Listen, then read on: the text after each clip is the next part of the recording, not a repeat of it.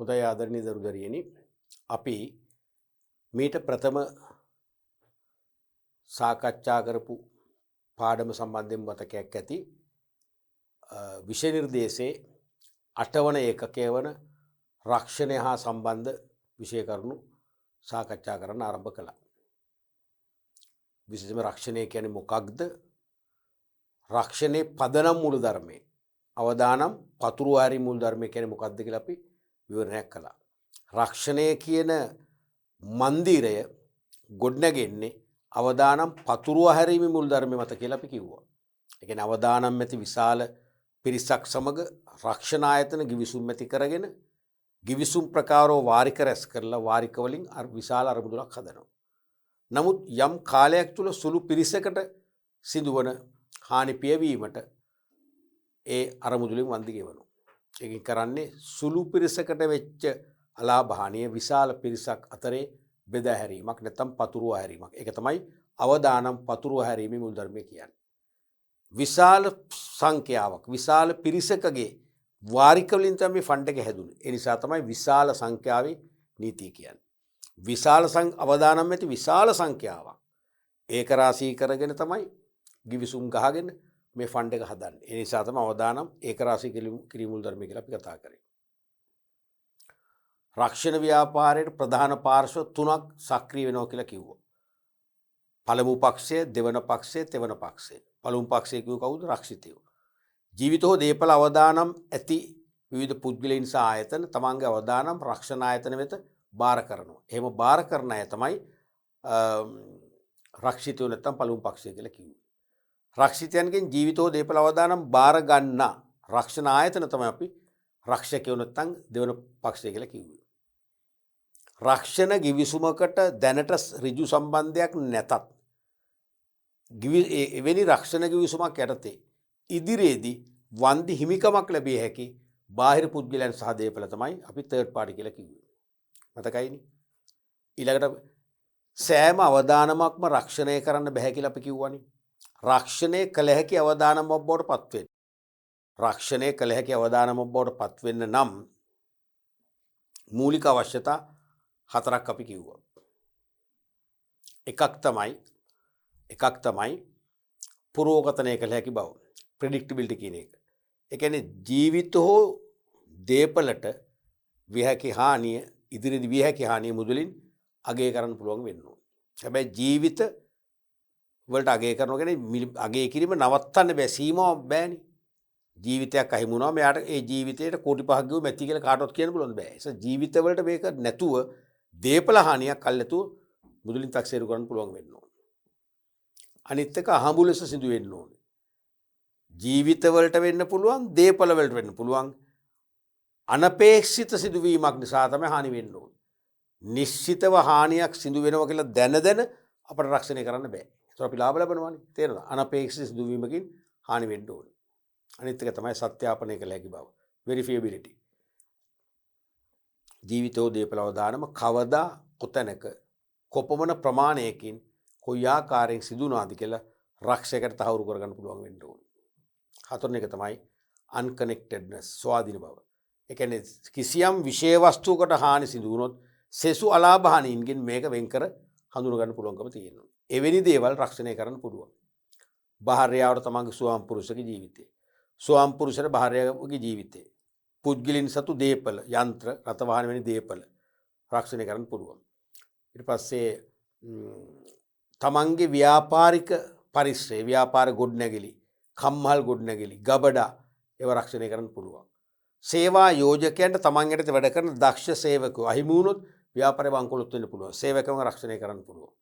සේවා යෝජකයා ජීවතුන් අතර ඉඳලා ව්‍යාපාරය සක්‍රිය කළොත් තමයි සේවකයන් රැකියාව අවස්ථා ලැබෙන්නේ. රැකියාව ආරක්ෂා වෙන්නේ, රැකියාව පවතින්නේ. ඒ නිසා සේවකයින්ට තමන්ගේ සේවා යෝජකව රක්ෂණය කරන්න පුළුවන්. ඊළඟට මම නිවසක් බද්දර ගන්නවා කියන්නකෝ. අවුරුදු 3කට බද්දර ගන්නවා. මම 3කට මුදල් එකවර දීලා. 3ක් යනකම් මම අයින් කරන්න බෑ. ඒතර මේ නිවස කඩාගෙන වැටුණොත් දැන් මට වෙන නිවසක් බදු ගන්න සල්ලිත් නැහැ. තේරෙනවද? මේ දීපු බදු මුදල් දැන් දේපල අයිතිකරෝ වීදම් කරලා ඉවර. එයාගෙන් හම්බෙන්නෙත් නැහැ. මට පාඩුවක් වෙනවනේ. එහෙනම් මට පුළුවන් ඒ බදු ගත්ත නිවස පවා කුලියට ගත්ත නිවස පවා මට පුළුවන් රක්ෂණය කරන්න. ඒ වගේ රක්ෂණය කළ හැකි අවදානම්. රක්ෂණය කළ නොහැකි අවදානම් අපි කිව්වා මුදලින් අගය කිරීම තරම් නොවන ඉතා කුඩා ලාභහානි රක්ෂණය කරන්නේ නැහැ. නයිසර්ගික උපද්දව නිසා වන විය හැකි ලාභහානි. ඉන්ධන වාෂ්ප වීම, වත්කම් ෂේම වෙන ඉබේ ඇති වෙන දේවල් රක්ෂණය කරන්න බෑ. ඒවත් හක්සිරු කරන්න බෑ. ඊට පස්සේ අපි කිව්වා දුර්වල කළමනාකරණ තීරණ, දුර්වල ව්‍යවසායක තීරණ මගින් විය හැකි හානි රක්ෂණය කරන්න බෑ. පැහැදිලිද? ඒ වගේ රක්ෂණය කර නොහැකි අවදානම් කීපයකට අපි කතා කරා. අපි අද පාඩමෙන් කතා කරන්න යනවා රක්ෂණයේ ප්‍රතිලාභ. රක්ෂණයේ ප්‍රතිලාභ පැති කීපයකින් කතා කරනවා. මුලින්ම පුද්ගලයින්ට රක්ෂණය ලැබෙන වාසි ප්‍රතිලාභ. එකක් තමයි ජීවිත හානියකදී යැපෙන්නන්ට වන්දි හිමිවීම. මම ජීවිත රක්ෂණාවරණයක් අරගෙන ඉන්පස්සේ මිය ගියොත් යැපෙන්නන්ට මගේ ජීවිතය හිමිවීමේ පාඩුව නැති කරන්න බෑ. නමුත් කිසියම් වන්දි මුදලක් තුලින් ඒගොල්ලන්ට සමාජයේ පීඩනයට ලක් නොවි. සමාජ පීඩනයට හසු නොවි සමාජයේ පීඩනයන්ගෙන් ඈත් වෙලා ස්වාධීනව ජීවිතය පවත්වාගෙන යන්නට කිසියම් ආදායම් මාර්ගයක් ස්ථාපිත කර ගැනීම හැකියාව තියෙනවා. එහෙනම් ජීවිත හානියකදී යැපෙන්නන්ට වන්දි හිමිවීම පුද්ගලව ලබන ප්‍රධානම වාසියක් වෙනවා. අනික රක්ෂිත කාලය තුල ජීවිත හානියක් නොවුනොත් ඉතිරි කිරීමක්සේ ගෙවූ වාරික ප්‍රසාද මුදල් සමග ලැබෙනවා. ප්‍රධානම වාසියක්. දැන් රක්ෂිත කාලය තුල ජීවිත හානියක් වුණොත් යැපෙන්නන්ට වන්දි ගෙවනවා. රක්ෂිත කාලය තුල ජීවිත හානියක් වුණේ නැත්නම් අපි තුමා අවුරුදු 20ක ජීවිත රක්ෂණ උපුවක් කියලා ක්‍රියාත්මක වුණේ අවුරුදු 20ම අවසන් වෙනකන් ජීවත්ව හිටියා නම් ඒ 20 කාලය තුල ගෙවූ මුළු රක්ෂණ වාරික පොලි ප්‍රසාද මුදල් සමග අපට එකවර ලබා ගන්න පුළුවන් ඉතිරි කිරීමක් හා සමානව. තුන්වෙනි එක තමයි රක්ෂිත දරුවන්ගේ අධ්‍යාපනයේ විවාහ ආදායාද කටයුතු සඳහා ආධාර ලබා ගන්න පුළුවන්. විවිධ ජීවිත රක්ෂණ උපමුවකින් දරුවන්ගේ ගෙනීමේ කටයුතු වලට ආධාර ලබා දෙනවා. විවාහ කටයුතු දායාද කටයුතු සාර්ථක කරගන්න ආධාර ලබා දෙනවා. ඊළඟට ඔප්පු ඇපේට තබා ණය ලබා ගන්න පුළුවන්. ජීවිත රක්ෂණ ඔප්පුවක් අපි බැංකු පාඩමේදී සාකච්ඡා කරද්දී මම මතක් කරා ඔයගොල්ලන්ට ජීවිත රක්ෂණ ඔප්පුව කියන්නේ බැංකු ණය දීමේදී පිළිගන්න අංක 1 සුරකුම. හේතුව මම ණයක් ගත්තොත් ජීවිත රක්ෂණ ඔප්පුවක් මම අරගෙන තියෙනවා මම ඒක අපිට තියෙනවා. මම මිය ගියේ නැත්නම් හරිද මට ණය ගෙවන්න හැකියාවක් නැත්නම් ජීවිත රක්ෂණ ඔප්පුව කල්පිරනකොට ඒ කල්පිරන ප්‍රතිලාභයෙන් ණය කපා ගන්න පුළුවන්. මම මිය ගියොතින් වන්දි ගෙවනවානේ. ඒ වන්දි වලින් ණය කපා ගන්න පුළුවන්. ඒ නිසා බැංකුවල ජනප්‍රිය සුරකුම් වර්ගයක් තමයි ජීවිත රක්ෂණ ඔප්පුව. අනික අනිවාර්ය ඉතිරි කිරීමක් වෙනවා. අනිවාර්ය ඉතිරි කිරීමක් වෙනවා. මොකද හේතුව අපි රක්ෂණය නොවුනා නම් අපි මාසෙකට රුපියල් 5000ක්ද 10000ක්ද 20000ක්ද ලක්ෂයක්ද අපි ජීවිත රක්ෂණ වාරිකයක් කවදාකවත් අපි බැංකුවේ දාන්නේ නැහැ නේ. තේරුණාද? අනිවාර්යෙන් අපි ජීවිත රක්ෂණයේ ඔප්පුවක් ගත්තොත් ඒ ගත්ත නිසාම මාසිකව එක්ක ත්‍රිමාසිකව එක්ක වාර්ෂිකව එක්ක අර්ධ වාර්ෂිකව අනිවාර්යෙන් වාරිකයක් ගෙවනවානේ. ඉතින් ඒක ඉතිරි කිරීම. රක්ෂණය නොවුනා නම් අපිට ඒක ඉතිරි වෙන්නේ නැහැ. මොනවට හරි විදන් වෙනවා. පැහැදිලිද? අන්න ඒ වගේ වාසි තියෙනවා. අපි බලමු ඊළඟට දෙවෙනි එක ව්‍යාපාරිකයින්ට. රක්ෂණයෙන් ව්‍යාපාරිකයොත් ප්‍රතිලාභ ලබනවා. එකක් තමයි අඛණ්ඩ පැවැත්ම ආරක්ෂා කරගන්න පුළුවන්කම ලැබෙනවා. ඒක තේරෙනවද? රක්ෂණයෙන් අඛණ්ඩ පැවැත්ම ආරක්ෂා වෙනවා. ඒ කොහොමද? ව්‍යාපාරය යනු අවදානම්ය. හරිනේ. ව්‍යාපාර කියන්නේ මොකක්ද? අවදානම් සමුදායක්. සෑම ව්‍යාපාරිකම අවදානම් තියෙනවනේ. අද අවදානම් දෙකක් හෙට ඕක හතරක් වෙනවා. එහෙමනේ අවදානම් වැඩි වෙනු මිසක් අඩු වෙන්නේ නැහැ. එහෙනම් ව්‍යාපාර කියන්නේ මොකක් කරන්නේ? අවදානම් සම්භාරය. ඒවා සත්‍යලාභ වූ විට වන්දි ගෙවා නැවත සක්‍රිය කිරීමට ඉඩ සැලසෙන බැවින් ව්‍යාපාර පැවැත්ම තහවුරු කරනවා. ව්‍යාපාර කියන්නේ අවදානම් සමුදායක් මැද්දේ ක්‍රියාත්මක වන සංසිද්ධියක්. එහෙනම් අවදානම් සත්‍යලාභ වුණොත් අලාභේ පියව ගන්න වන්දි ගෙවනවා. ඒ නිසා ඒ වන්දි තුලින් අලාභේ පියවාගෙන ව්‍යාපාර කටයුතු නැවත සක්‍රිය මට්ටමින් පවත්වාගෙන යන්න හැකියාව ලැබෙනවා. ඒ නිසා ව්‍යාපාර පැවැත්ම ඉක්මනින් අවසන් වෙන්න අඛණ්ඩ පැවැත්මක් තියෙනවා කියන්නේ ඒකයි. දෙවෙනි එක තමයි ව්‍යාපාර අවදානම් පියවන බැවින් නව ආයෝජකයින් ව්‍යාපාර තුල ආයෝජනයට පෙළඹවීමක් කරයි. ව්‍යාපාර අවදානම් පියවන බැවින්. තේරෙනවද? කියන්නේ ව්‍යාපාර අවදානම් සත්‍යලාභ වුණාම ඒව පියවන වන්දි ගෙවනවනේ. ඒ වන්දි ගෙවල ඒ ව්‍යාපාරය නැවත යථා තත්ත්වයටපත් වෙනවා. ප්‍රකෘතිමත් වෙනවා. ඒක දකින නිසා නවක ආයෝජකයෝ විභව ආයෝජකයෝ තව තවත් ව්‍යාපාර තුළ මුදල් ආයෝජනය කරන්න ක්‍රියාත්මක වෙනවා. ඊළඟට මාර්ගස්ත මුදල් හෝ භාණ්ඩ වලට සිදුවන අලාභ ආවරණය කර දෙයි. ව්‍යාපාරිකයන් අමුද්‍රව්‍ය වෙළඳපොලේ ඉඳන් ව්‍යාපාර ස්ථාන ප්‍රවාහනය කෙරෙනවා. නිමි භාණ්ඩ ව්‍යාපාර ස්ථාන ඉඳන් වෙළඳපොලට ගෙනියනවා. ඔය යද්දී මංකොල්ල කෑම්, ගිනි ගැනීම, සොරකම් කිරීම, ජලගැලීමකට අසුවීම වැනි සිද්ධිමත හානි වෙන්න පුළුවන්. ඒතර ඒවා රක්ෂණය කරලා අපේ ඒවට රක්ෂණ ආවරණය ගන්න පුළුවන්. ඒ නිසාත් ව්‍යාපාරවල පැවැත්ම ඉදිරියට ආරක්ෂා වෙනවා. ලැබී යුතු ණය සඳහා රක්ෂණ ආවරණ සලසයි. දැන් ව්‍යාපාරිකයෙක් වශයෙන් අපි ණයට භාණ්ඩ වික්ක ණය ගැතියෙන්ගේ මුදල් ලැබෙන්න ඕන. අපිට පුළුවන් ඒවට රක්ෂණ ආවරණය ගන්න. ඒ ඕනම ණය ගැතියෙක්ගෙන් අපිට ලැබී යුතු ණය මුදල කොච්චරද ඒ දක්වා ඒ ණය ගැතියව අපිට රක්ෂණය කරන්න පුළුවන්. ණය ගැතිය මිය ගියොත් අපිට ඒ රක්ෂණයෙන් අපිට ඒ අදාළ ණය මුදලේ වන්දි හම්බ වෙනවා. මිය නොගියොත් රක්ෂිතයෙන් හම්බ වෙනවා. ව්‍යාපාරික භාණ්ඩ පරිභෝජනයෙන් පාරිභෝගිකයාට සිදුවන අලාභ පේවීමට වන්දි ගෙවා එකී වගකීමෙන් නිදහස් කරනවා. ඒකෙන් දරුවනේ මම නිෂ්පාදකයෙක් නම් මගේ නිමෙවුම් වෙළඳපොළ වන ඔබ පරිභෝජනය කරලා ඔබට සෞඛ්‍යමය ගැටලුවක් මතුවුණොත් ජීවිත හානියක් ඇති වුණොත් මම වන්දි ගෙවන්න ඕන.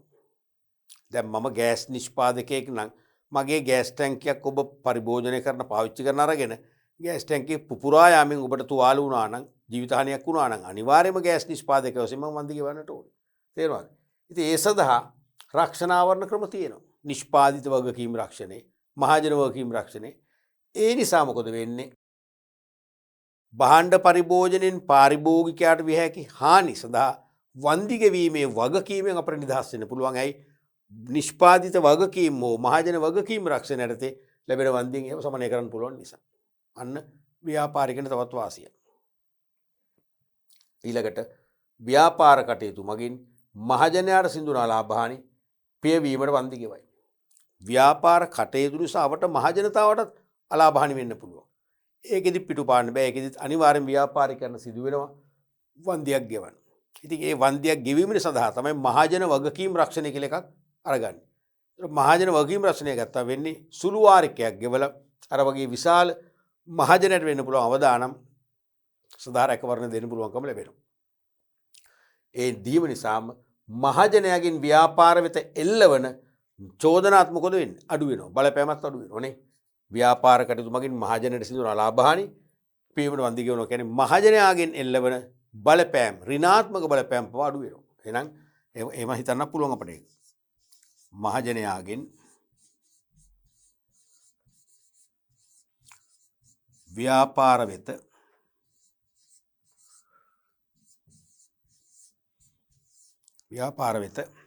එල්ලවන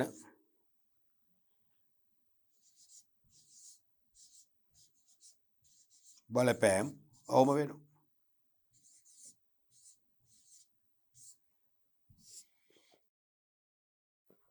පැහැදිලිනේ? අපි ඊළඟ කොටසට යමු.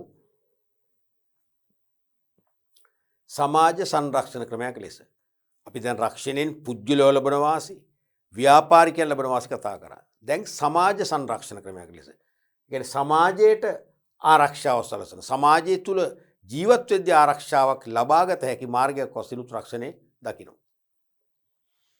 එකක් තමයි රක්ෂිත මරණයකදී යැපෙන්නන්ට වන්දි ගෙවීම. රක්ෂිත මරණයකදී යැපෙන්නන්ට වන්දි ගෙවනවා. එහෙම ගෙවුවම මොකද වෙන්නේ? එහෙම ගෙව්වේ නැත්නම් රක්ෂිතේ මිය ගියාම යැපෙන්නන්ට ආදායම් මාර්ග නැහැ. හරිද? බිරිඳ රැකියාවක් කරන්නේ නැහැ. එහෙම හිතන්නකෝ. එහෙමනොත් වෙන්නේ සමාජය තුල අසරණ භාවයට පත් වෙන්න වෙනවා. දැන් මේ අසරණ භාවයෙන් මිදෙන්න පුළුවන්කම ලැබෙනවා මරණයකදී යැපෙන්නන්ට වන්දි ගෙවීම නිසා. පැහැදිලිනේ? ඊළඟට ශාරීරික දුබලතාවයකදී වන්දිගේ ආවරණය සැලසීම. ශාරීරික දුබලතාව ඇති වෙනවනම් අපි තුමු අංශභාග රෝගී තත්ත්වයටපත් වෙනවා. ඇස් නොපෙනී යනවා. අතපය වාරු නැති වෙනවා. යම් රෝගී තත්ත්වයක් නිසා. මොකද වෙන්නේ? වන්දි ගෙවනවා. ඒ වන්දි ගෙවීමෙන් සමහරට යා මිය යනකම් නැත්නම් ඒ රෝගී තත්ත්වයෙන් යාට අත්මි දෙන්න දීර්ඝ කාලයක් ප්‍රතිකාර කරන්න අනිවාර්යයෙන්ම හොඳ අත්වලක් වෙනවා මේ රක්ෂණ වන්දිය. ඒතර සමාජය තුල එයා අසරණ වෙන්නේ නැත්තම් පුඤ්ඤාධාර එකතු කරන්න වෙනවා. වෛද්‍ය ආධාර ලබා ගන්න ගෙන්ගෙට ඇවිදින්න වෙනවා. ඒ ලොකු සමාජ පීඩනයක් නේතන. ඒ පීඩණයෙන් ඈත් වෙනවා රක්ෂකයන් වන්දි හම්බෙන්න නිසා. සමාජය තුල තමන් ආරක්ෂා වෙනවා. සමාජ සංරක්ෂණ ක්‍රමයක් වෙනවා. ඊළඟට රෝගාබාධ හදිසි සැත්කම් සඳහා වෛද්‍ය ආධාර ලබා දීම. රෝගාබාධ සමහරට හදිසි ශල්‍ය කර්ම කරන්න වෙනවනේ. එතනදී අපි අසරණ වෙනවා. සමහරට ප්‍රයිවට් හොස්පිටල් එක කරන් ලක්ෂ 10ක් 12ක් යනවා හදිසි සැත්කම කරන්න. නමුත් අපි රක්ෂණය වුණා නම් රක්ෂකයාගෙන් අපිට ඒකට වෛද්‍ය ආධාර ලැබෙනවා නම් අපි අනිවාර්යයෙන්ම සමාජය තුල අසරණ වෙන්නේ නැහැ. සමාජය තුල අපි සුරක්ෂිතතාවයටපත් වෙනවා. සමාජ සංරක්ෂණ ක්‍රමයක් වෙන්නේ ඒකයි රක්ෂණය. ඊළඟට විශ්‍රාම ගිය පසු විශ්‍රාමයට උප ලබා දීම. හැම එකක්ම නොවේ සමහර ජීවිත රක්ෂණ උප්පු තියෙනවා. විශ්‍රාම යාමේ වයසින් පස්සේ අපෙන් වාරිකය කරන්නේ විශ්‍රාම යන තෙක් තමයි වාරිකය කරන්නේ. ඊට පස්සේ මිය යනකම්ම තමන් ගෙව්ව රක්ෂණ වාරිකයේ ප්‍රමාණය අනුව සාධාරණ මාසික විශ්‍රාමයට උපක් මිය යනකම ලැබෙනවා. ඒ නිසා සමාජය තුල අපි අනුන්ට අතපාල සමාජ පීඩනයට පත් වෙන්න තරම් අවස්ථාවක් ඇති වෙන්නේ නැහැ. සමාජය තුල අපිට පුළුවන් අභිමානවත් ලෙස ජීවත් වෙන්න. එහෙනම් සමාජය තුල අපට රැකවරණය නිසා තහවුරු වෙනවා. අධ්‍යාපන විවාහ සහ දායාද කටයුතු සඳහා ආධාර ලබා දීම. ඒ මගිනුත් මොකද වෙන්නේ? තමන්ගේ දරුවන්ට උගන්වන්න කියලා අනුන්ට අතපාන්න යන්න ඕනේ. තමන්ගේ දරුවන්ගේ විවාහ උත්සවය ගන්න කියලා අනුන්ට අතපාන්න ඕනේ. සමාජ පීඩාවට ලක් වෙන්න ඕනේ. රක්ෂකයාගෙන් ලැබෙන මූල්‍ය ආධාර මගින් මේ දේවල් ඉෂ්ට කරගන්න පුළුවන්කම ලැබෙනවා. ඒකෙන් සමාජය තුල අපට සුරක්ෂිතතාවයක් ලැබෙනවා. පැහැදිලිනේ? ඊළඟට රක්ෂණය අවසන් වශයෙන් ආර්ථික සංවර්ධනයට දායක වෙනවා. රටක ආර්ථික සංවර්ධනය වේගවත් කරන්න. ආර්ථික සංවර්ධනයේ තහවුරු කරන්නත් රක්ෂණය දායක වෙනවා.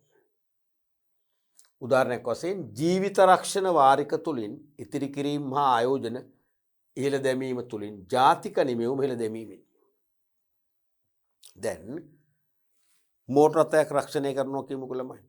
ඒකෙදී අපි වාර්ෂිකව වාරිකයක් ගෙවනවා. හානියක් වුණොත් වන්දි හම්බ වෙනවා. නැත්නම් ඒ වාරිකය අපිට අහිමි වෙනවා.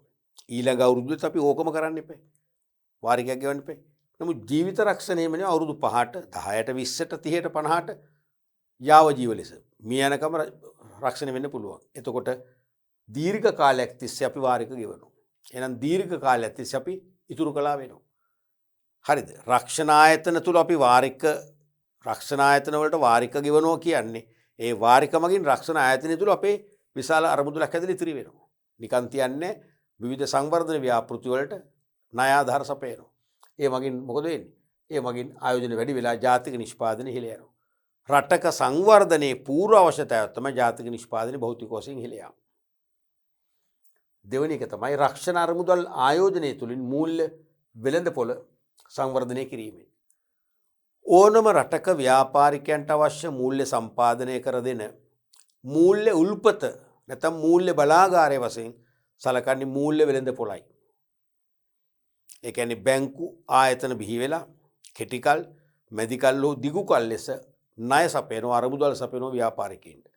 එහෙමනම් ඇත්තටම රක්ෂණ අරමුදල් ආයෝජනය තුලින් මූල්‍ය වෙළඳපොළත් මොකද වෙන්නේ? සංවර්ධනය වෙනවා. මොකද රටේ සංවර්ධනයට මූල්‍ය වෙළඳපොලේ දියුණුව අත්‍යවශ්‍යයි. මූල්‍ය වෙළඳපොළ දියුණු කරන්න අනිවාර්යයෙන්ම රක්ෂණ ආයතන විසින් ගොඩනගන අරමුදල් ආයෝජනය කරනවා. ඊළඟට රටේ සෞඛ්‍ය තත්ත්වය ඉහළ දැමීමට දායක වීම. අන්න ආර්ථික සංවර්ධනයට තවත් දායකත්වයක්. රටක ආර්ථික සංවර්ධනයක් තියෙනවා නම් මිනිස්සුන්ගේ ඒකජන ආදායම ඉහළ වෙන්න ඕනේ. ගුණාත්මක භාණ්ඩ හා සේවා පරිභෝජනය කරන්න ඕනේ. ඉහළම සෞඛ්‍ය පහසුකම් ලැබෙන්න ඕනේ. තේරෙනවද? දැන් විශේෂයෙන්ම සෞඛ්‍ය ආධාර ලබා දීම තුලින් කලට වෙලාවට අපට ඔපරේෂන් එක කරගන්න, අපේ ජීවිතය රැක ගන්න අවස්ථාව ලැබෙනවා. සෞඛ්‍ය තත්ත්වය යහපත් වෙනවා. රටක සංවර්ධිත රටක් නම් ඒ රටේ සෞඛ්‍ය මට්ටම ඉහළ තලයක තියෙන්න ඕනේ. ඉහළ තලයක තබන්නට රක්ෂකයෝ අපිට සෞඛ්‍ය ආධාර සපයනවා. ඒකෙන් වෙන්නේ ආර්ථික සංවර්ධනයේ තහවුරු වීම. ඊළඟට රටක සංවර්ධනයේ තහවුරු වෙච්ච රටක් නම් ඒ රට අධ්‍යාපන මට්ටම ඉහළ මට්ටමක තියෙනවා. එතකොට රක්ෂණ ව්‍යාපාරයේ මගින් රක්ෂණ ආයතන මගින් රක්ෂිත දරුවන්ගේ අධ්‍යාපන කටයුතු ස්වාර්ථක කරගන්න ආධාර සපයන මුදලින් ආධාර සපයනවා. ඒ නිසාම රක්ෂිත දරුවන්ට උසස් අධ්‍යාපන තත්ත්වයක් අත් කරගන්න පුළුවන්කම ලැබෙනවා. එහෙනම් දරුවන්ගේ අධ්‍යාපන මට්ටම උසස් තලයකට යනවා කියන්නේ රට සංවර්ධිතයි. එහෙනම් ආර්ථික සංවර්ධන දායක වීමක් කියන්නේ. පැහැදිලිනේ? ඊළඟට රජයේ සංවර්ධන ව්‍යාපෘති වලට රක්ෂණ අරමුදල් දායක කර සංවර්ධනයේ තහවුරු කිරීමෙන් රජයේ සංවර්ධන ව්‍යාපෘති වලට රක්ෂණ අරමුදල් දායක කරනවා. ඒ කියන්නේ රක්ෂණ අරමුදලින් රජයේ සංවර්ධන ව්‍යාපෘති වලට ණය ආධාර සපයනවා. ඒ නිසා ඒ සංවර්ධන ව්‍යාපෘති ඩෙවලොප්මන්ට් ප්‍රොජෙක්ට්ස් ඉතා ක්‍රියාශීලී ලෙස ඵලදායී ලෙස වැඩි දියුණු කරගන්න පුළුවන්කම ලැබෙනවා. ඒක ආර්ථික සංවර්ධනයට අනිවාර්යයෙන්ම හේතු වෙනවා. ඊළඟට රක්ෂණ ආයතන තුල මෙන්ම පුළුල් වන ව්‍යාපාර ශ්‍රේෂ්ඨය තුල රැකියා අවස්ථා සුලභ කිරීමෙන් දැන් රක්ෂණ ආයතන දියුණු වෙනවනේ. එන රක්ෂණ ආයතන තුල ඍජු හා වක්‍ර රැකියා අවස්ථා ඇති වෙනවා. රක්ෂණ ආයතන ඇතුළෙම රැකියා ලැබෙනවා. රක්ෂණ නියෝජිතයන් වශයෙන් තරවකරුන් වශයෙන් රැකියා අවස්ථා ලැබෙනවා.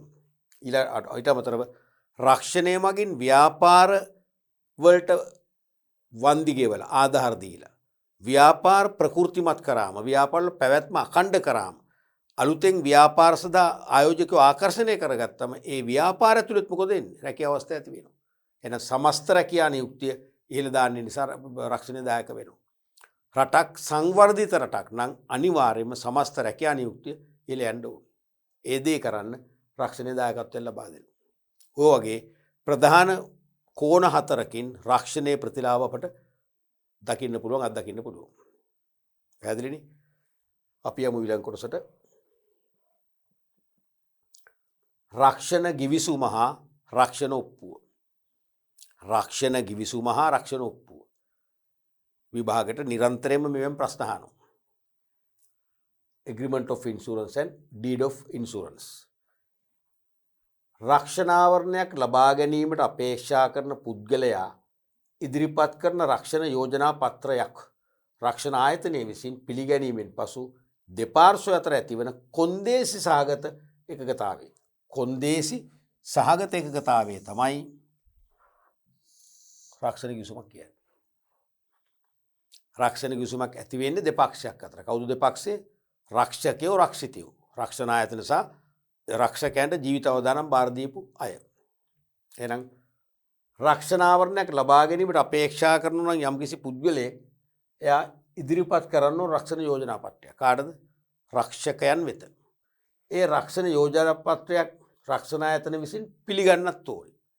හරිනේ? රක්ෂිතයෙකු විසින් රක්ෂණ යෝජනා පත්‍රයක් රක්ෂණ ආයතන විසින් පිළිගත්තොත් ඒ පිළිගැනීමෙන් පස්සේ දෙපක්ෂ අතර ඇති වෙනවා කොන්දේසි සහගත එකගතාවයක්. රක්ෂණය ක්‍රියාත්මක කිරීම සම්බන්ධයෙන් කන්ඩිෂනල් ඇග්‍රීමන්ට් එකක්. ඒක තමයි රක්ෂණ ගිවිසුමක් කියන්නේ. රක්ෂණ ගිවිසුමට අදාළ කොන්දේසි ඇතුළත් කර රක්ෂණ ආයතන විසින් රක්ෂිතයාට දෙනු ලබන ලිඛිත සහතිකය.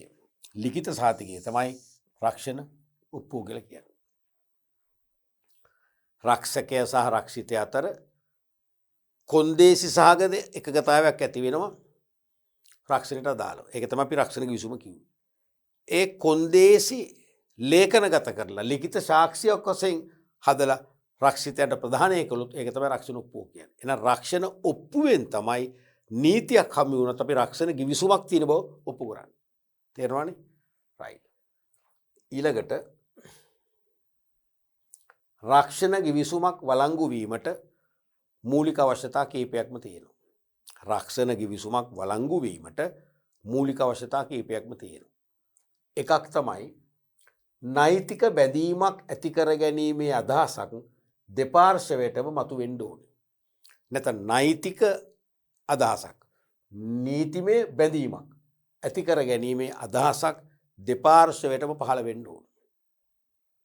රක්ෂණ ගිවිසුමක පළවෙනි බීජය එතනයි තියෙන්නේ. දැන් විවාහය කියන්නේ ගිවිසුමක්නේ. විවාහයක් ඇතිවන්නට නම් දෙපක්ෂයේම දැන් මම සතු මට යම්කිසි කාන්තාවක් විවාහ වෙන්න කරගන්න අවශ්‍ය නම් දැන් මගේ කාල වයසත් හරි නිසා මට මුලින්ම නීත්‍යානුකූලව බිරිඳක් වශයෙන් ඇයව පත් කරගන්න මට අදහසක් ඇති වෙන්න ඕන. නීත්‍යානුකූලව. ඇයටත් එවැනිම අදහසක් ඇති වෙන්න එපා. එහෙම නැත්නම් අපි දෙන්න අතර විවාහ ගිවිසුමක් ඇති වෙන්නේ නැහනේ. ඒ වගේ තමයි රක්ෂකයාත් රක්ෂිතයාත් කියන දෙපක්ෂය අතරම නෛතික බැඳීමක් නීත්‍යානුකූල ගිවිසුමක් ඇති කර ගැනීම අදහසක් මුලින්ම ඇති වෙන්න ඕන. දෙවැනි එක තමයි අදහස ඇති වුණාට මදි ඒ පාර්ශවයට නෛතික බැඳීමක් ඇති කර ගැනීමේ ශක්‍යතාවයක් තියෙන්නත් ඕන. ඒ පාර්ශවයට නෛතික බැඳීමක් ඇති කර ගැනීමේ ශක්‍යතාවයක් තියෙන්නත් ඕන. ඒක නීත්‍යානුකූල ගිවිසුමකට එළඹීමේ හැකියාව තියෙන්න ඕන.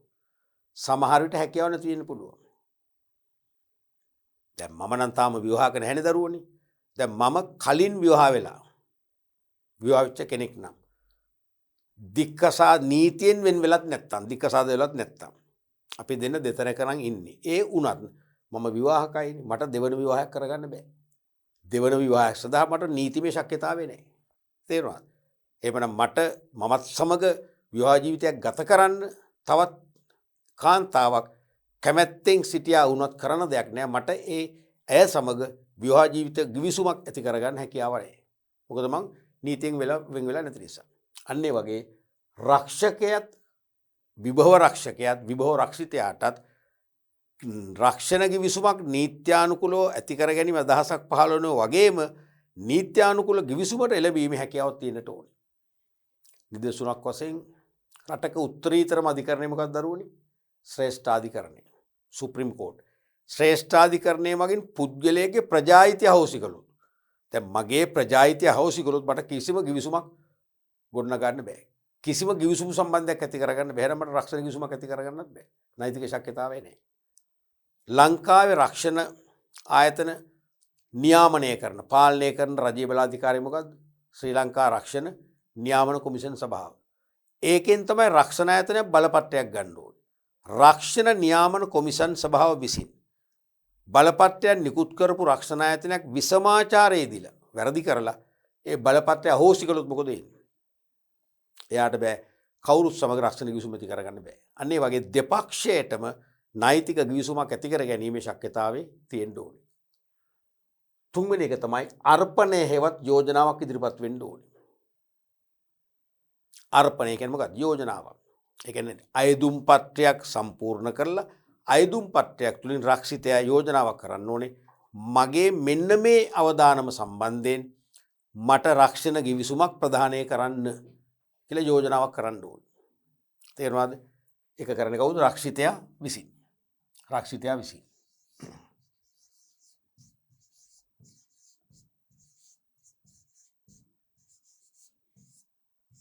රක්ෂිතයා විසින්. ඊළඟට එය ප්‍රතිග්‍රහණය හෙවත් පිළිගැනීමක් කළ යුතුයි. අයදුම් පත්‍රයෙන් රක්ෂණ ගිවිසුමක් ඇති කරගන්න කියලා යෝජනාවක් කරනවා රක්ෂිතය. රක්ෂණ ආයතනයක පිළිගන්න ඕන. ප්‍රතිග්‍රහණය කියන්නේ ඒකනේ. පිළිගත්තොත් තමයි ගිවිසුමක් ඇති වෙන්නේ. රක්ෂණ ආයතනයේ එම ඉල්ලීම ප්‍රතික්ෂේප කළොත් ගිවිසුමක් නැහැ. නිසා රක්ෂකයා තමයි ප්‍රතිග්‍රහණය කළ යුත්තේ.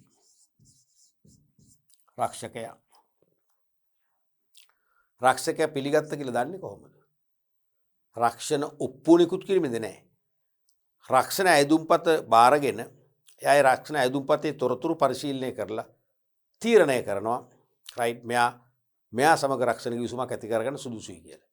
කියලා ඒ අයදුම්පත බාරගත්ත බවට නිවේදනයක් කරනු ලිඛිතව ලිපියක් එවනවා. තේරුණාද? ඒ අන්නේ නිවේදන ලිපියේ තියෙනවා අයදුම්පත බාරගත්ත ඉදිරි කාලයේදී රක්ෂණ ඔප්පුව ලැබෙන සලස්වනවා කියලා. ඒ ඇති. අන්න එහෙනම් පිළි අරගෙන තියෙන ප්‍රතිග්‍රහණය කරලා තියෙනවා. පස්වෙනි අවසාන එක තමයි ගිවිසුමේ බැඳීම් නීත්‍යානුකූල වෙන්න ඕනේ. ගිවිසුමේ බැඳීම් නීත්‍යානුකූල වෙන්න ඕනේ. ඒ කියන්නේ අනිවාර්යයෙන්ම දැන් රක්ෂණ ගිවිසුමක් ඇති කරගත්තම මේකේ බැඳීම් තියෙනවනේ. මේ බැඳීම් කියන්නේ දරුවෝ මොනවද? කොන්දේසි. බැඳීම් කියන්නේ කොන්දේසි. හරිද? ගිවිසුමට ඇතුළත් කරන කොන්දේසි බැඳීම් නීත්‍යානුකූල වෙන්න කියන තේරුම මොකක්ද? ගිවිසුමට ඇතුළත් කරන කොන්දේසි නීතියට පිළිගත හැකි මට්ටමේ සාධාරණ කොන්දේසි වෙන්නට ඕනේ කියලා කියන්නේ. නීතියට පවා පිළිගත නොහැකි අසාධාරණ දැඩි කොන්දේසුනොත් ඒක රක්ෂණ ගිවිසුමක් නොවේයි වෙන මොකක්දෝ වෙනවා. ඒ නිසා නීත්‍යානුකූල රක්ෂණ ගිවිසුමක් නම් ගිවිසුමේ කොන්දේසි නැත්නම් බැඳීම් නීතියට එකගව වෙන්න ඕනේ. උදාහරණයක් ලෙස අපේ තෙමු රක්ෂණ ඔප්පුවේ සඳහන් වෙනවා මාසික රක්ෂණ වාරිකය රුපියල් 15150යි කියලා. රුපියල් 15150යි. ඒ වාරික මුදල සෑම මාසකම පළවෙනිදා ගෙවිය යුතුයි. පළවෙනිදා නොගෙවුවොත් ඔප්පුව බල රහිත වේ. ඔප්පුව අප්‍රාණික වේ. කියලා තිබුණොත් ඒක සාධාරණද? අසාධාරණයි ළමයි. හැම මාසෙම පළවෙනිදම ගෙවන්න කියලා එහෙම කොහොමද ෆෝස් කරන්නේ? සෑම මාසකම පළවෙනිදම අපට ඒක ගෙවන්න හැකියාව ලැබෙන්නේ නැහැ. සමහරට පළවෙනිද පොය දවසක් වෙන්න පුළුවන්. රක්ෂණ ආයතනයේ වසා දෙමු වෙලාවක් වෙන්න පුළුවන්. අපිට මුදල් නොලැබෙන්න පුළුවන්. අපිට හදිසි රෝගී තත්ත්වයක් ඇති වෙන්න පුළුවන්. ඒ නිසා කිසියම් සාධාරණ අනුග්‍රහ කාලයක් දෙන්න ඕනේ. සෑම මාසකම පළවෙනිද තමයි වාරිකයේ නියමිත. නමුත් එය දින 15ක් තුල ගෙවා පිවා දමන්න පුළුවන්. අන්න සාධාරණයි. ඒ වගේ නීතියට පිළිගන්න පුළුවන් බැඳීම් නැත්තම් කොන්දේසිනුත් තමයි ඒ රක්ෂණ ගිවිසුම නීත්‍යානුකූල ගිවිසුමක් වන්නේ. තේරෙනවද? දැන් සමහර රක්ෂණ ආයතන කියන්නේ 5ක් කියලා. සමහර රක්ෂණ ආයතන මේකට 6 වෙනිහිකුත් දානවා. ඒක ගුරුවත් පොතේ කියලා නැහැ උගන්වන්න කියලා මම දැනගැනීම කරන්නම්. ඒ තමයි ප්‍රතිස්ථාවක්. ප්‍රතිස්ථාවක් ඇතුළත් වෙන්න ඕනේ.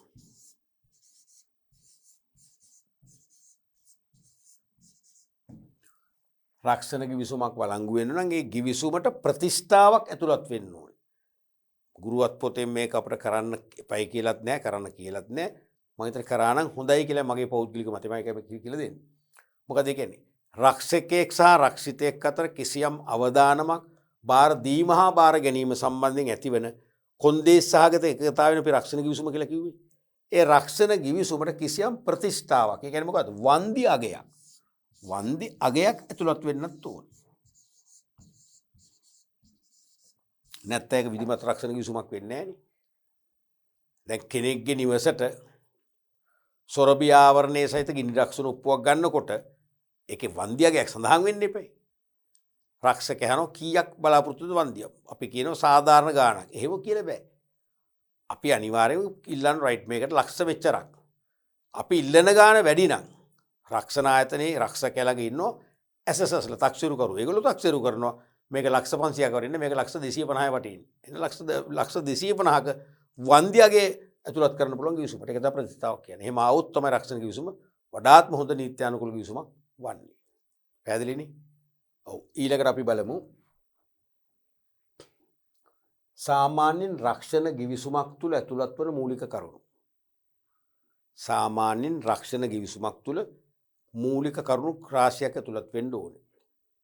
තේරුණාද? එකක් තමයි රක්ෂිතයාගේ නම සහ ලිපිනය. ගිවිසුමක ඔප්පුවත් අයිති. ගිවිසුම ලිඛිතව හැදුවොත් ඒ කියන්නේ ඔප්පුව කියන්නේ ඔප්පුව තමයි තියෙන්නේ. අනිවාර්යයෙන්ම රක්ෂිතයාගේ නම ලිපිනය තියෙනවාමයි. ඊට අමතරව රක්ෂකයාගේ නම ලිපිනයක් තියෙන්න ඕනේ. අනිවාර්යයෙන්ම නම ලිපිනය තියෙන්න ඕනේ. විශේෂයෙන්ම වන්දි ලබා ගැනීමට අවස්ථාවක් උදා වුණොත් අපි රක්ෂකයා වෙත යන්න එපයි. යන්න අපි තැනක් දැනගන්න එපයි. නම ලිපිනය අවශ්‍යමයි. රක්ෂණ ඔප්පු අංකය සෑම රක්ෂණ ගිවිසුමකටම ඔප්පුවක් හැදෙනකොට ඒකට අංකයක් තියෙනවා. ඒ අංකය අවශ්‍යයි. මොකද අපි රක්ෂණ ප්‍රතිලාභ අරගෙන ගිවිසුම කවදා හරි අහෝසි කරන කම්ම නිරන්තරයෙන්ම අපි රක්ෂකයා සමග ඩීල් කරන්නේ මේ ඔප්පු අංකයත් එක්ක. අතිශය වැදගත් මේක. අපි තුම් ජීවිත රක්ෂණ ඔප්පුවක් කල්පිරනවා කියලා අවුරුදු 25කට පස්සේ 25න් පස්සේ ප්‍රතිලාභ ඇප්ලයි කිරීමේදී අපට ඔප්පු අංක අපි දැනගන්න ඕනේ.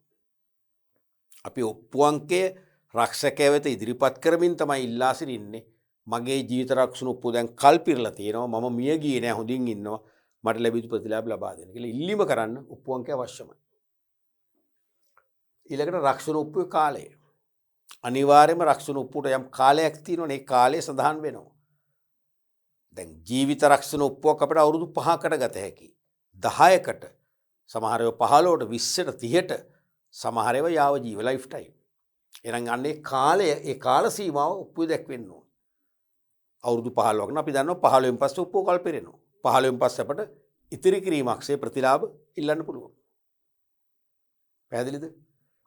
එතකොට ඔප්පුවේ කාලය අතිශය වැදගත් වෙන්නේ ඒක. ඔප්පුවේ කාලය සඳහන් නොවේ නම් එය හොඳ රක්ෂණ ඔප්පුවක් වෙන්නේ නැහැ. අනිවාර්යයෙන්ම ඔප්පුවේ කාලය සඳහන් වෙන්නට ඕනේ.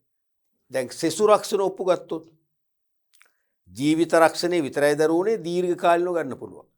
අනිත් සෑම රක්ෂණයක්ම අපි දු ගගන රක්ෂණය, ගුවන් යාන රක්ෂණය, මුහුදු රක්ෂණය, ගිනි රක්ෂණය, මෝටර රථ රක්ෂණය, වගකීම් රක්ෂණය, වෘත්තීය වගකීම් රක්ෂණය මේ ඕනෑම රක්ෂණයක් ගන්න අවුරුද්දකට මතක තියාගන්න.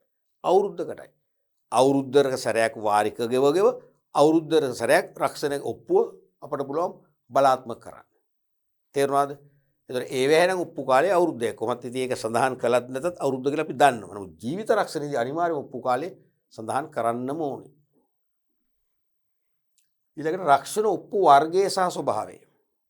මේ රක්ෂණ ඔප්පුව මොන වගේ වර්ගයකටද අයිති? මේක ජීවිත රක්ෂණයක්ද නැත්නම් උවදුරු රක්ෂණයක්ද? උවදුරු රක්ෂණයේත් මුහුදු රක්ෂණයක්ද? ගිනි රක්ෂණයක්ද? නැත්නම් මෝටර වාහන රථ රක්ෂණයක්ද? වගකීම් රක්ෂණයක්ද? තේරෙනවද? මේ වගේ ඔප්පු වර්ගයයි ඒකේ ස්වභාවය අනිවාර්යයෙන්ම විස්තර තියෙන්නට ඕනේ. ඊළඟට වාරිකයේ සහ ගෙවිතු ආකාරය. රක්ෂණ වාරිකයේ කීයක්ද? ඒක ගෙවිය යුත්තේ කොහොමද? ජීවිත රක්ෂණය සම්බන්ධයෙන් මාසිකවද? ත්‍රිමාසිකවද? අර්ධ වාර්ෂිකවද? වාර්ෂිකවද? ඒක සඳහන් වෙන්නම ඕනේ. ඒ විතරක් නෙවෙයි ඒ වාරිකයට ගෙවන්න ලැබෙන අතිරේක දින ගණන හෙවත් ග්‍රේස් පීරියඩ් එක මොකද්ද? අනුග්‍රහක කාලය සඳහන් වෙන්න ඕනේ. සාමාන්‍ය ජීවිත රක්ෂණයකට මාස අනුග්‍රහක දින ගණන අපට මාසයක් ලැබෙනවා. මාසයක් කල් ලැබෙනවා. තේරුණාද? ඒක බව සඳහන් වෙන්නට ඕනේ. ඊළඟට වාරික ප්‍රමාද වීමේදී අය කරන දඩ මුදල් සහ වාරික තවදුරටත් ප්‍රමාද වීම මත ඔප්පුවේ ක්‍රියාකාරීත්වය නතර කරන ආකාරය ගැන පැහැදිලි විස්තරයක් තියෙන්නට ඕනේ. තේරුණාද? වාරික ප්‍රමාද වුණොත් 100ට ප්‍රමාද වෙන සෑම දිනකටම 100ට අපි තුමු 1.5ක් 1.2ක් කමතර දඩපුලියක් අය කරනවා කියලා තියෙනවා. නැත්තම් ඒක අපි දන්නවනේ. නැත්තම් එකවර අපිට එහෙම දැනුම් නොදී ඔප්පුවේ විස්තරේ නොදී දඩපුලියක් අය කරොත් අපිට ගැටුමක් ඇති කරගන්න වෙනවා. රක්ෂණ ව්‍යාපාරය පිළිබඳ විශ්වාසය බිඳ වැටෙනවා. ඒ නිසා ආරම්භයේදීම ඔප්පුවට දානවා වාරික ප්‍රමා වුණොත් අය කරන දඩපුලියේ ස්වභාවය. සහ තවදුරටත් වාරික ප්‍රමාද වුණොත් ඔප්පුවේ ක්‍රියාකාරීත්වය නතර වෙන්න පුළුවන් බව සඳහන් වෙනවා. අපි දන්නවා දඩපොලිය ගෙවන්න කියලත් අපි තුමු මාසයක් තුල ගෙවුවේ නැත්නම් ඒගොල්ලෝ කියන ඔප්පුව ක්‍රියාත්මක කරන්නේ නැහැ කියලා තීරණය කළා ඔප්පුව බල රහිත කරනවා කියලා. ඉතින් අපිට ඒකට යටත් වෙන්න වෙනවා. ඊළඟට අප්‍රාණික වූ ඔප්පුවක් යලි ප්‍රාණවත් කිරීමට අදාළ විධිවිධාන. අප්‍රාණික වෙච්ච ඔප්පුවක් යලිත් ප්‍රාණවත් කරන්න පුළුවන්. මොකද අප්‍රාණික වෙනවා කියන්නේ දරුවනේ රක්ෂිතයට එක පාඩුවක්. එයා වාරිකත් යම් ප්‍රමාණයක් ගෙව්වා.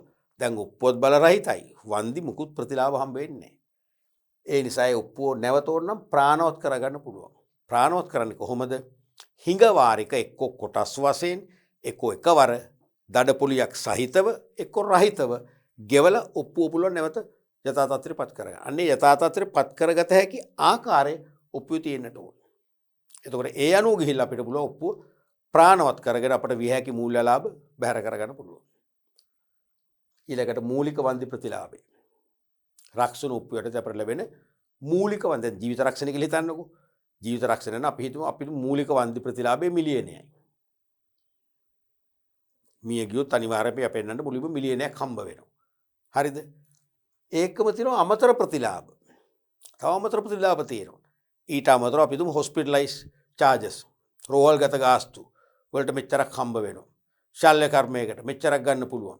අන්න ඒ වගේ මූලික ප්‍රතිලාභයයි අමතර ප්‍රතිලාභයයි නිර්වුල් ලෙස ඔප්පුවේ සඳහන් වෙන්නට ඕනේ. ඊළඟට කල්පිරීමේදී ලැබෙන මුළු ප්‍රතිලාභවල ස්වභාවය. දැන් මූලික වන්දි ප්‍රතිලාභයේ තියෙනවා අමතර ප්‍රතිලාභ තියෙනවා. කල්පිරීමේදී ලබා ගන්න පුළුවන් මුළු ප්‍රතිලාභවල ස්වභාවයත් ඔප්පුව ඇතුළත් වෙන්නම ඕනේ. විශේෂයෙන්ම ජීවිත රක්ෂණ ඔප්පුවකදී අවුරුදු 20කට ගත්ත කියන්නකෝ. වයස අනුව ඒ අවුරුදු 20 අවසානයේ අපි මෙච්චර වාරික ගෙවලා තියෙනවා. අපි වාරික මිලියන 5ක් විතර ගෙවලා තියෙනවා. අවසානයේ අපිට මිලියන 50ක් නම් මිලියන 150ක් විතර හම්බ වෙනවා. ඒ කියන්නේ අපි ගෙවුව වාරිකෙන් 3 ගුණයක ප්‍රතිලාභ හම්බ වෙනවා. අපිට ඒක ප්‍රමාණවත්. අන්න අපිට හඳුනා ගන්න පුළුවන් වෙන්න ඕනේ. ඒ නිසා කල්පිරීමේදී මූලික ප්‍රතිලාභ අමතර ප්‍රතිලාභ සමග සමස්ත ප්‍රතිලාභ ගැන විස්තරයක් සඳහන් වෙන්නට ඕනේ. ඊළඟට ප්‍රසාද මුදල් ලැබෙන ආකාරය. විශේෂයෙන්ම ජීවිත රක්ෂණ ඔප්පු වලට විතරයිනේ බෝනස් හම්බෙන්නේ. සෙසුවට හම්බෙන්නේ නැහැ. බෝනස් හම්බ වෙනවනේ. බෝනස් කියන්නේ ප්‍රසාද මුදලක්නේ නොමිලේ දෙන එකක්නේ. එහෙනම් ඒ ප්‍රසාද මුදල් ලැබෙන්නේ කොහොමද? වාර්ෂිකව ප්‍රසාද මුදල් ගණනය කරන්නේ කොහොමද? ඒ ගණනය කරන මුදල වාර්ෂිකව අපේ ගිණුමට බැර කරනවද? නැත්නම් ඒක එකතු වෙලා ඔප්පුව කල්පිරීමේදී ලැබෙනවද කියන එක පැහැදිලිවම සඳහන් වෙන්නට ඕනේ. ඒ අනුව තමයි ප්‍රතිලාභ බෝනස් එක හම්බ වෙන්නේ. ඊළඟ එක තමයි ප්‍රාරක්ෂණ වගන්තිය. ප්‍රාරක්ෂණ වගන්තිය. මොකද්ද මේ කියන්නේ? මේක ගොඩක් අය දන්නේ නැහැ. මේක මමත් අහම්බෙන් විශ්වවිද්‍යාලයෙන් පිට වෙලත් ගුරු වෘත්තිය යෙදෙන අතරේ මම එක්තරා දවසක ශ්‍රී ලංකා රක්ෂණ සංස්ථාවට ගියා පොඩි වැඩක් කරගන්න. ගියාම ඒකේ හෙට මොකක් හරි මැතිවරණයක්. මැතිවරණ වලට මැතිවරණ රාජකාරී වලට සේවකයෝ යවනෝනේ ගොඩක් අය හිටියේ නෑ ඒ බ්‍රාන්ච් එකේ. ප්‍රාදේශීය කාර්යාලයකට මං ගියේ. පොඩි වැඩක් කරගෙන මොකද වැඩේ මගේ රක්ෂණ ඔප්පුක වාරික එරියස් වුණා. මට ඒ මගේ ඒවකට තිබිච්ච ජීවිත රක්ෂණ ඔප්පුව අනුව දරුවනේ මට මේ බෝනස් එකක් ඇවිල්ලා තියෙනවා. අපි තුන් බෝනස් එක ලක්ෂ 3ක් කියලා. මගේ වාරික ලක්ෂ 1.5 එරියස් කියලා හිතන්නකෝ. මම තර්ක කළේ දැන් මට බෝනස් එක ඒගොල්ලෝ ගෙවන්න එපයි. ඒ ගෙවන බෝනස් එකෙන් අර මගෙන් එරියස් වෙච්ච ලක්ෂ 1.5 වාරිකේ කපාගෙන මට ලක්ෂ 1.5 විතර දෙන්න. ඒතකොට මට බෝනස් එකක් ලබා ගත්ත වෙනවා. ඔප්පුවේ හිඟවාරිකත් ගෙවලා ඔප්පුව බලගන්නුවත් වෙනවා. ඕක කියන්න මේකේ කාන්තාවක් හිටියේ. එයා කියන්නෙම බෑ කියලා. අද කවුරුත් නෑ. අද ගොඩක් අය මැතිවරණ රාජකාරී ගිහිල්ලා එහෙම කරන්න බෑ. මුලින් ආය වාරික ගෙවන්න ඕනේ. ගෙවුවොත් තමයි අපි එක දින ප්‍රශ්න ගොඩයි. ඒක මම තර්ක කරනකොට එදා මම හිතන්නේ වැඩ බලන කළමනාකරුවා. මම නම කියන්නේ. එයා වරින් වර බල හිටියා. දැන් විනාඩි 10ක් විතර ආගමන්ට ගියා. පස්සේ මට මෙහෙම අතින් කතා කරා. වාඩි වෙන්න කිව්වා. මොකක්ද ඒ ප්‍රශ්න බොහොම නිවිච්ච විදිහට ඇහුවිතු මං කිව්වා. මං කිව්වා මට මෙහෙම බෝනස් එකක් දැන් ඇවිල්ලා තියෙනවා. චෙක් එකක් ඇවිල්ලා තියෙනවා. මට ඒ චෙක් එක මං අපහු රිටර්න් කරන්නම්. මට ඒක ගෙවුවා සමානයිනේ. ඒ ලැබී යුතු බෝනස් එකෙන් මගේ මේ රීස් එක කපා ගන්න බැරිද පුළුවන් කිව්වා. මං කිව්වා අද කරන්න බැරිද පුළුවන් කිව්වා. දැන් කාන්තා සේවිකාව කියන්නේ බෑම කියලා. මං දන්නේ ඇය මොන මානසිකත්වයේද අර ඒ කියන්නේ පුළුවන් කියලා. හරිනේ මගේ තර්කේ. කියලා ඊට පස්සේ තේ එකක් බොමු කිව්වා. තේ එකකුත් මට ගෙනත් දුන්නා. විස්තර ඇහුවොත් එයා යුනිවර්සිටි එකේ පාස් අවුට් වෙච්ච විස්තර කිව්වා. මට ඒ වෙලේ විනාඩි 10ක් 15ක් යනකොට අනික මගේ ඔප්පු හොයන්නත් බෑ කිව්වාද. ඔප්පු හොයන්නත් බෑ කිව්වා. නමුත් අර මහත්මයා කාටද කිව්වා මෙන්න මේක හොයන් එන්න එක ටක් ගාලා විනාඩි දෙකක් යන ඔප්පු හොයගෙන අවශ්‍ය දේ විනාඩි 15 තුල කරලා දුන්නා. මම ඒ මහත්මයාත් අදත් ආශිර්වාද කරන කරපු සේවය. එයා මාත් එක්ක ෆ්‍රෙන්ඩ්ලි වුණානේ. මං ගුරුවරයෙක් කියලා කිව්වනේ. එයා ඇහුවා මේ ප්‍රාරක්ෂණ වගන්තිය ප්‍රාරක්ෂණය කියන්නේ මොකක්ද කියලා. මං ඉතින් කිව්වා ප්‍රාරක්ෂණය. අනේ සර් අපිත් ඉගෙන ගත්ත එක ඔහොම කැම්පස් ගිහිල්ලා ඉගෙන ගත්තේ ඔහොමයි කිව්වා. නමුත් ප්‍රාරක්ෂණ වගන්තිය කතාව මේකයි කියලා එයා මට හොඳ පැහැදිලි කිරීමක් කළා. ඔප්පු කීපයක් අරගෙනත් පෙන්නුවා.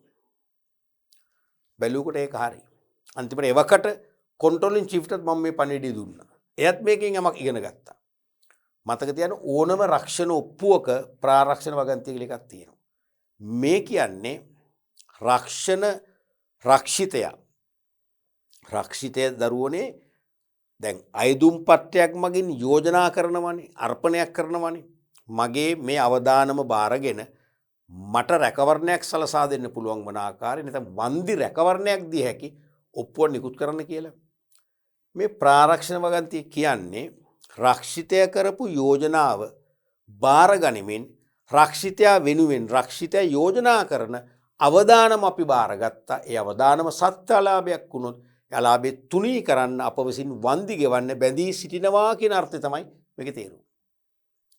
හෙවත් රක්ෂණ ඔප්පුවේ නීත්‍යානුකූල භාවය ආරක්ෂා වෙන්නේ. රක්ෂණ ඔප්පුව නීත්‍යානුකූල භාවයේ ස්ථානයේ ලබා දෙන වගන්තිය තමයි මේ. වටිනාම වගන්තිය මේ කියන්නේ. ඔන්න වගේ මූලික කාරණා කීපයක් රක්ෂණ කිවිසුමක නැත්තම් ඔප්පුවක සඳහන් වෙන්න ඕනේ. පැහැදිලිනේ? අපි යමු ඊළඟ කොටසට. රක්ෂණ කිවිසුමක් හා ඔට්ටු කිවිසුමක් නැත්තම් සූදු කිවිසුමක් අතර අසමානතා. දැන් රක්ෂණ කිවිසුමනේ අපි මේ කතා කරමින් ඉන්නේ. ඒ මොහොතේදී අපිට ඊට සමගාමීව සූදු කිවිසුම, ඔට්ටු කිවිසුම අමතක කරන්නම බෑ. දෙකම කිවිසුම්. දැන් රක්ෂණ කිවිසුමේදී හානියක් වෙන්නත් පුළුවන්, නොවෙන්නත් පුළුවන්.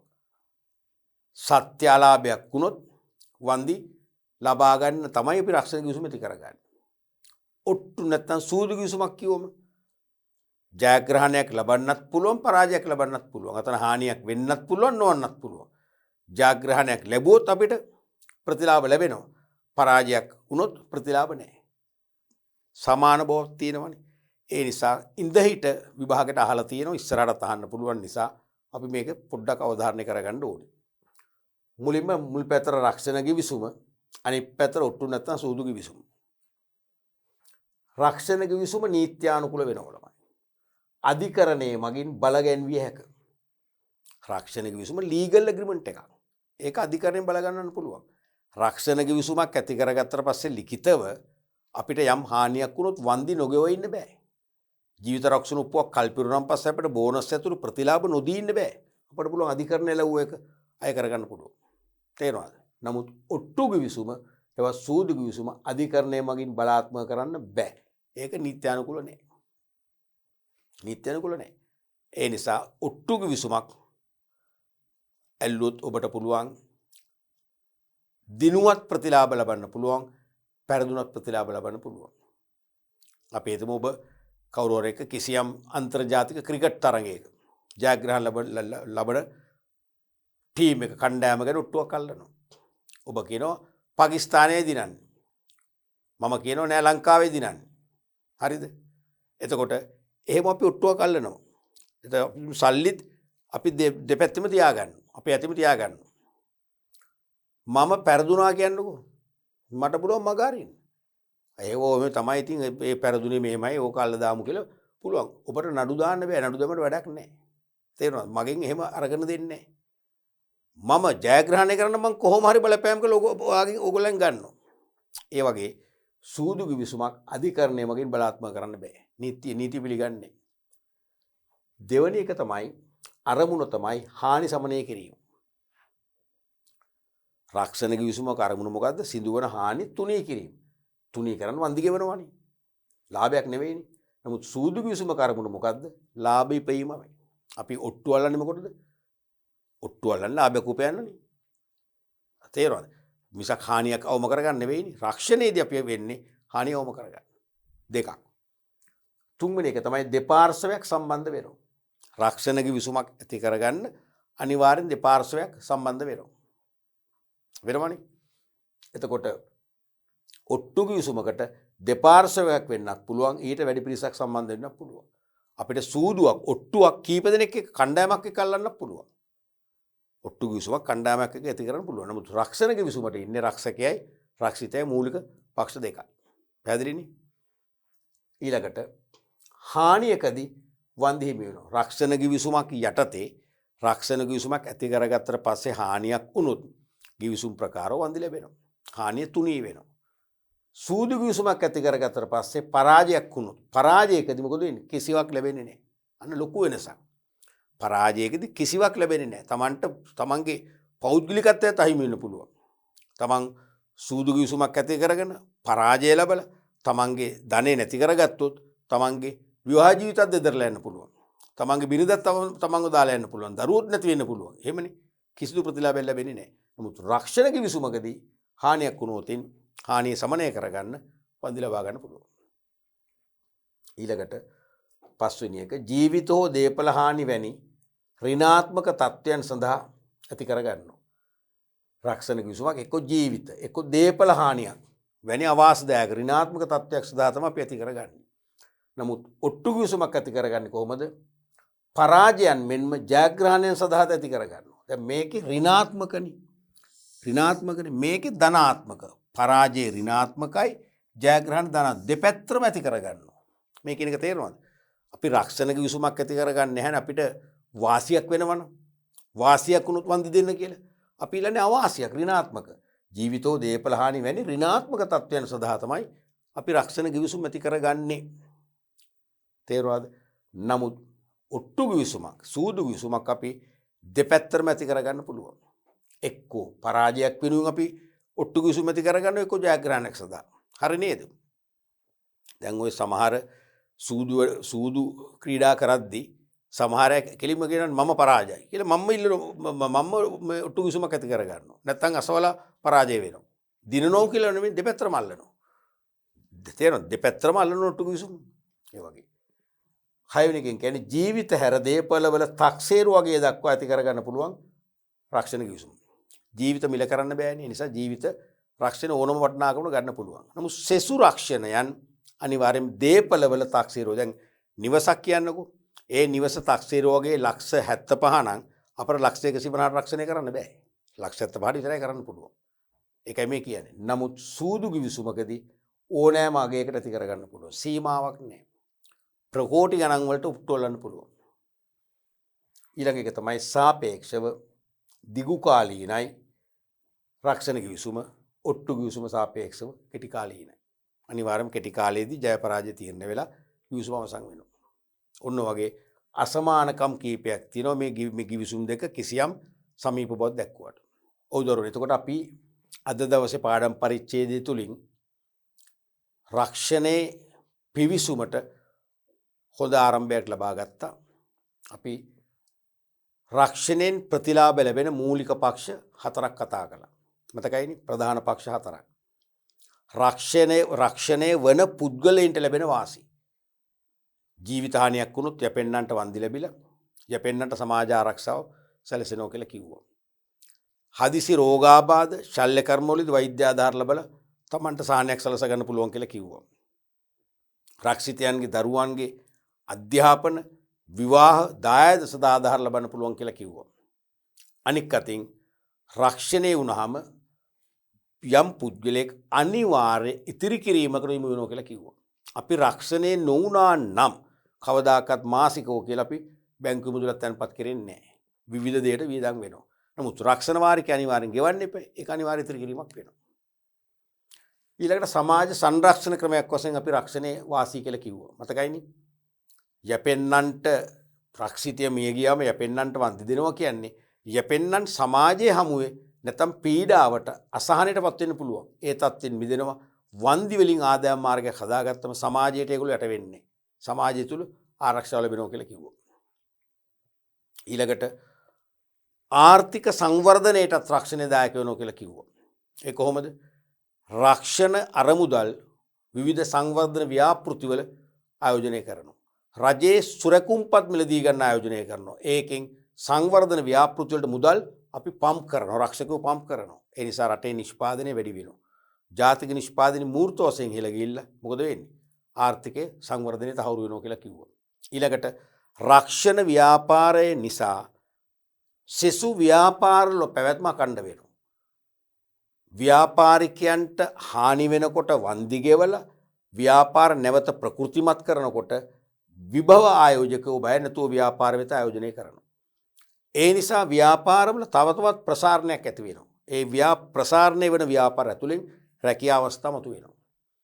අනික රක්ෂණ ව්‍යාපාරත් ව්‍යාප්ත වෙනෝනේ. රක්ෂණ ආයතනත් ව්‍යාප්ත වෙනකොට ඒ ඇතුළුත් රැකියා අවස්ථා මතු වෙනවා. එහෙනම් රැකියා නියුක්ති ඉහළ යනවා කියන්නේ රටේ ආර්ථික සංවර්ධනයකින් තහවුරු කරනවා. අනික් අතින් රක්ෂණ ව්‍යාපාරය මගින් දරුවන්ගේ අධ්‍යාපනයට ආධාර දීලා අධ්‍යාපන මට්ටම වැඩි දියුණු කරනවා. රටක අධ්‍යාපන මට්ටම වැඩි දියුණු වීම මොකද රටේ සංවර්ධනයට අවශ්‍ය පාදකයක් වෙනවා. ඒක රක්ෂණය නිසා ඇති වෙනවා. රටේ ජනතාවගේ සෞඛ්‍ය තත්ත්වය යහපත් වෙනවා. හදිසි ශල්‍ය කර්ම සඳහා රක්ෂකව ටක් ගාලා ආධාර සපයනවා. වෛද්‍ය ආධාර, රෝහල් ගාස්තු, ප්‍රතිකාර ගාස්තු වලට ආධාර සපයනවා. ඒකෙන් මිනිස්සුන්ගේ සෞඛ්‍ය මට්ටම ඉහළ යනවා. ඒක රටේ සංවර්ධනයට හේතු වෙනවා. එහෙනම් රක්ෂණ ආධාර නිසානේ ඔය වගේ අපි කතා කරා. ඊට අමතරව රක්ෂණ ගිවිසුම රක්ෂණ ඔප්පුව ගැන අපි කතා කරා. රක්ෂකයෙක් හා රක්ෂිතයෙක් අතර කිසියම් අවදානමක් බාර දීම හා බාර ගැනීම සම්බන්ධයෙන් ඇතිවන කොන්දේ සහගත එකගතාවේ රක්ෂණ ගිවිසුමක් කියලා කිව්වා. ඒ එක ඇති කරගත්ත එකගතා ලේඛනගත කරලා ලිඛිත සාක්ෂියක් වශයෙන් ගොඩනගුවොත් ඒක රක්ෂණ ඔප්පුව කියලා අපි කිව්වා. එහෙම දෙපක්ෂයක් අතර රක්ෂකයෙක් හා රක්ෂිතයෙක් අතර රක්ෂණ ගිවිසුමක් ඇතිවන්නට නම් මූලික අවශ්‍යතා පහක් ඉෂ්ට වෙන්න ඕන කියලා අපි ඉගෙන ගත්තා. මොකද්ද? දෙපක්ෂයේ තුලම නෛතික ගිවිසුමක් ඇති කර ගැනීමේ අදහසක් පහළ වෙන්න ඕනේ. දෙවැනි එක දෙපක්ෂයටම නෛතික ගිවිසුමක් ඇති කර ගැනීමට නෛතික ශක්්‍යතාවයක් තියෙන්න ඕනේ. නීතියෙන් බාධා තියෙන්න බෑ. තුන්වෙනි එක රක්ෂිතය විසින් අයදුම් පත්‍රයක් මගින් රක්ෂකයා වෙත අර්පණයක් නැත්නම් යෝජනාවක් කරන්න ඕනේ. හතරවෙනි එක මොකද්ද? රක්ෂකයා විසින් එම යෝජනාව පිළිගැනීම හෙවත් ප්‍රතිග්‍රහණය කරන්නට ඕනේ. පස්වෙනි එක මොකද්ද? ඒ ගිවිසුමේ සඳහන් කොන්දේසි නැත්නම් බැඳීම් නීත්‍යානුකූලව වෙන්න ඕනේ. ඒ කියන්නේ නීතියට පිළිගත හැකි කොන්දේසි වෙන්නට ඕනේ. මම කො සමහර රක්ෂණ ආයතන විග්‍රහ කරන 6 වෙනි එකකුත් ඒ තමයි ප්‍රතිස්ථාවක්. ඒකත් හරි ප්‍රතිස්ථාවක් ඇතුළත් වෙනවා. ඒ කියන්නේ රක්ෂණ ගිවිසුම තුළ වන්දි අගයක් අපි ඇතුළත් කරලා තියෙන්නට ඕනේ. ඔයගේ අපි රක්ෂණ ගිවිසුම සහ සූදු ගිවිසුම කියන්නේ දෙකක්. ඒ දෙකේ වෙනස්කම් අපි විවිධ අන්තවලින් සාකච්ඡා කරා. අපි ප්‍රධාන රක්ෂණ මූලධර්ම තුලින් රක්ෂණ පාඩමේ ඉතිරි විස්තරණේ අපි ඉදිරි පාඩම් පරිච්ඡේදයෙන් කතා කරන්න බලාපොරොත්තු වෙනවා.